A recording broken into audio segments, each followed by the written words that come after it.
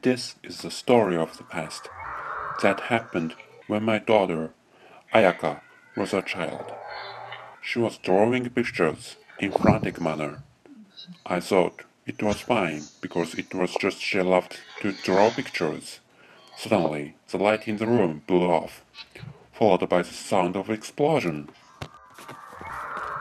I took my daughter out there, and I noticed she was drawing some weird pictures, having some geometric figures and Chinese characters I have never seen. I took those creepy pictures to nearby shrine, and the priest said, "It looks she was trying to summon something horrible." and he took those horrible pictures and exorcised for us before we went home. In my house, I asked my daughter about the material she used for reference. According to her, that was the book from her grandfather. That book was really old stuff, in which those geometric figures were written, and the instruction was added in old-fashioned Japanese language. I took this book to the shrine. Once a glimpse, the priest began to tremble, looked frightened, and he said, "I will take this, and please wait till further notice." and I went home.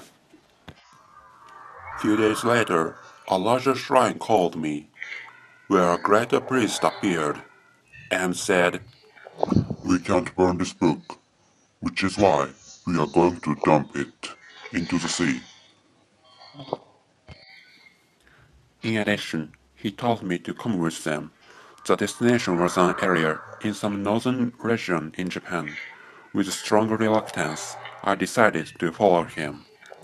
Through some weird ritual, that book sank into the sea. After that, the priest of highest class said, "When you find other books like this, make sure to take them to us. There might be other stuffs." Half a year later, I came to see my parents. Suppressing the fear, I asked my father about that book. He said he had no idea about it. He was in the mood of avoiding further pursuing. At night, on my way to the restroom, I heard my parents. Ayaka couldn't succeed, which doesn't mean the loss of our hope.